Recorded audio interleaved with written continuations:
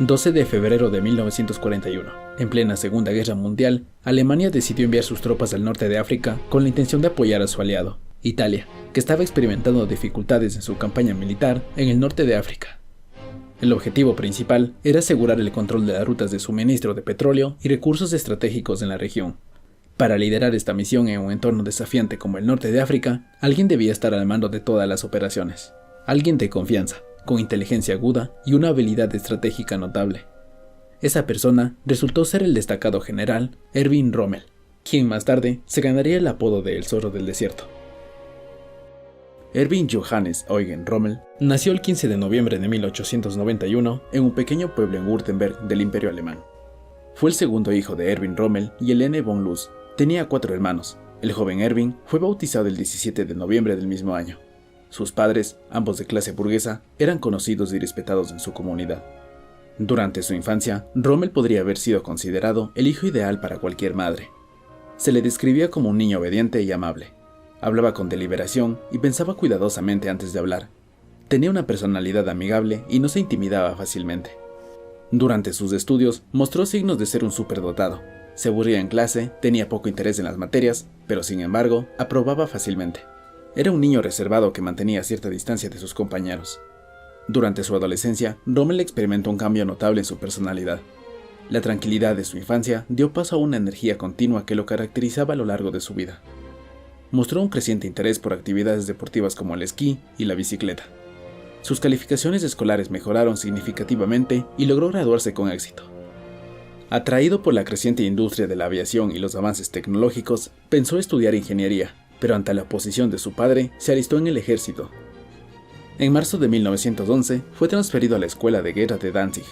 Fue en este lugar donde conoció a Lucy Mary Molin a través de un amigo de la academia.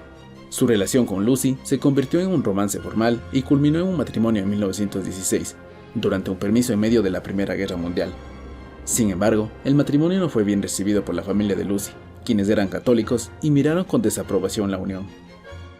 En los 2 años anteriores al inicio de la Primera Guerra Mundial, Rommel ocupó el puesto de teniente y se centró en la instrucción de las tropas como jefe de sección. Se destacó por su entusiasmo, habilidad para enseñar y estilo de vida sobrio, ya que no fumaba ni bebía, evitaba eventos sociales y parecía comprometido únicamente con Lucy. Sus compañeros lo describieron como un oficial joven, sociable pero reservado, que prefería escuchar antes de hablar y era intelectualmente independiente. En marzo de 1914 fue transferido como jefe de sección a una batería del 49º Regimiento de Artillería en Ulm, como parte de un programa de intercambio interarmas. Cuando estalló la Primera Guerra Mundial en julio de 1914, recibió órdenes de regresar a su regimiento y se dirigió a la frontera francesa. Durante el inicio de la Primera Guerra Mundial, Rommel fue desplegado en la región de Argonne, que abarcaba el Marne, las Ardenas y el río Mosa. Rápidamente se destacó por su valentía y fue ascendido a teniente, ganándose el respeto de sus tropas al liderar desde la primera línea de combate. En 1915, Rommel recibió la Cruz de Hierro de primera clase y más tarde fue enviado al frente rumano. Su habilidad en el campo de batalla finalmente le valió la máxima distinción militar, el Pour le Mérite, que generalmente se otorgaba solo a los generales. Tras la rendición alemana y la firma del Tratado de Versalles, Rommel experimentó una profunda desilusión. Con una Alemania sumida en la agitación revolucionaria, su vida dio un giro radical.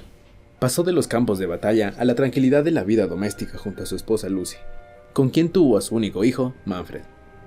En 1932, mientras se desempeñaba como instructor en la Academia Militar de Dresde, Rommel ascendió al rango de comandante.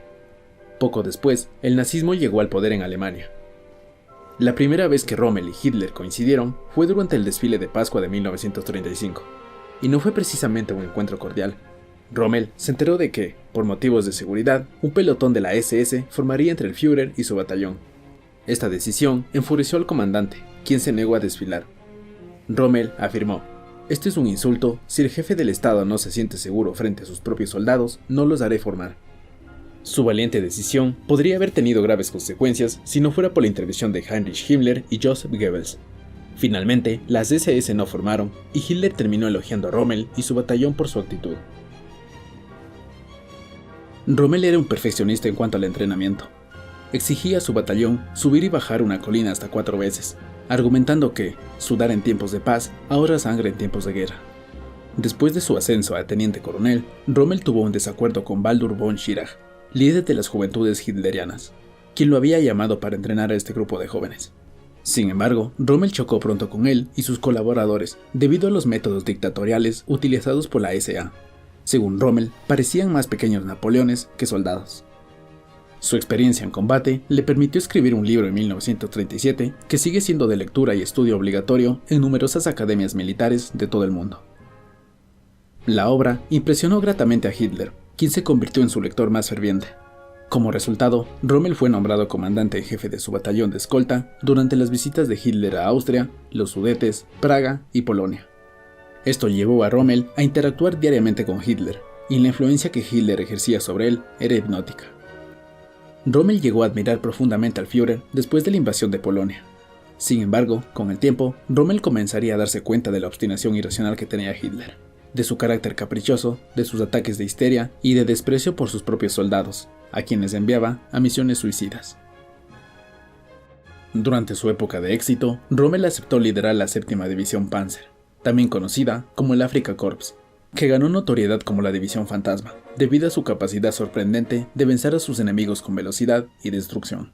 Sus victorias en el campo de batalla se acumulaban y su reputación crecía, incluso entre las filas británicas, donde se ganó el apodo del Zorro del Desierto. Sus logros le valieron la máxima condecoración del ejército alemán, la Cruz de Hierro, con hojas de roble, espadas y diamantes después de la toma de Bengasi, así como su ascenso a mariscal de campo, siendo el más joven de la historia de Alemania en alcanzar este rango. Sin embargo, un error estratégico por parte de Hitler condujo a la debacle alemana en la batalla del Alamein. Rommel tenía la oportunidad de controlar el canal de Suez, lo que interrumpiría las comunicaciones de Londres con sus colonias en Oriente Medio y permitiría al Eje apoderarse de las riquezas petroleras de la región. Pero este avance se detuvo abruptamente debido a la falta de combustible para los tanques. Anticipándose al desastre, Rommel ordenó la retirada de sus tropas para evitar una masacre. Cuando Hitler se enteró, enloqueció y emitió su famosa y delirante orden, nada de retiradas. La orden de nada de retiradas marcó el comienzo del declive del Tercer Reich. El 6 de junio de 1944, los errores estratégicos de Hitler quedaron expuestos en el fatídico día D, cuando los aliados desembarcaron en las playas de Normandía. Ni Rommel ni sus fuerzas blindadas pudieron hacer frente a esta catástrofe. El sueño de ganar la guerra se había convertido en una pesadilla de muerte y destrucción. Rommel, en ese punto, estaba profundamente desencantado con Hitler. Lo veía como un incompetente y un demente que había desencadenado una guerra estúpida y brutal. Además, se enteró de la existencia de los campos de concentración y sus horrores en ese momento. Rommel nunca había cometido un crimen de guerra, ni siquiera contra los partisanos, movimientos de resistencia contra el nazismo. El mariscal de campo no se oponía a ser quien provocara la caída de Hitler, pero su integridad le impedía aceptar su asesinato. Quería que Hitler fuera arrestado y juzgado. El 17 de julio, mientras viajaba solo hacia su cuartel general en la localidad francesa de Rouche-Guyon, su vehículo fue atacado por 2 cazas Spitfire británicos. Rommel fue expulsado del coche por el impacto. La caída lo dejó inconsciente y gravemente herido. Sufrió una fractura cuádruple en el cráneo, heridas faciales y un golpe en el ojo izquierdo que le causó una hinchazón severa. El 20 de julio, la operación conocida como Valkyria, un intento de asesinar a Hitler, había fracasado. Inmediatamente, el régimen llevó a juicio a quienes se consideraban instigadores de ese intento. Para sorpresa de muchos, a pesar de su grave estado, Rommel comenzó a mostrar mejorías. Según las palabras del doctor, Rommel superó las operaciones con el ojo izquierdo completamente cerrado, totalmente sordo del oído izquierdo y experimentando terribles jaquecas transitorias. Esta fue la sexta herida que sufrió en servicio activo. Para ese momento, Rommel había perdido el favor de Hitler después de que su nombre se mencionara varias veces durante los interrogatorios posteriores al atentado, y Hans Speidel, otro colaborador activo en el complot, declarara en su contra. Aunque Rommel negó rotundamente su participación, el 14 de octubre de 1944, los generales Meisel y Burgdorf se presentaron en su casa con una oferta.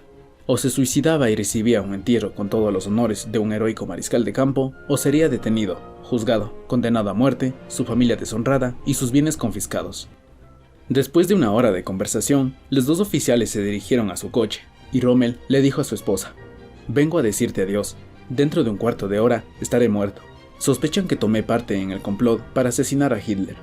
Al parecer, mi nombre estaba en una lista hecha por Gerd Deller, en la que me consideraban futuro presidente del Reich. Dicen que von Stubnagel, Speidel y von Hoffacker me han denunciado. Es el método que siempre usa. Les he respondido que no creía lo que decían, que tenía que ser mentira. El Führer me da a elegir entre el veneno o ser juzgado por un tribunal popular. Rommel salió de su casa y se subió al coche, donde lo esperaban Meisel y Burgdorf, a unos 200 metros de la vivienda de Rommel. El general Burgdorf ordenó que el vehículo se detuviera y que todos los ocupantes, excepto él y el mariscal de campo, salieran del coche. Minutos después, Burgdorf bajó del automóvil y llamó a sus colegas, que al acercarse vieron a Rommel encorvado y tendido en el asiento trasero. Su gorra y bastón de mariscal yacían en el suelo del vehículo mientras Rommel agonizaba tras haber ingerido una pastilla de cianuro. Oficialmente se anunció que Rommel había fallecido debido a un derrame cerebral. Durante su funeral, Adolf Hitler fue incapaz de mirar a la viuda y al hijo de uno de los militares más admirados de Alemania. Erwin Rommel, el intrépido zorro del desierto, dejó una huella imborrable en la historia militar. Su valentía y destreza lo convirtieron en un líder legendario en tiempos de guerra. Si el video te ha gustado, no olvides darle me gusta, comentar y suscribirte para más contenido interesante. Hasta la próxima.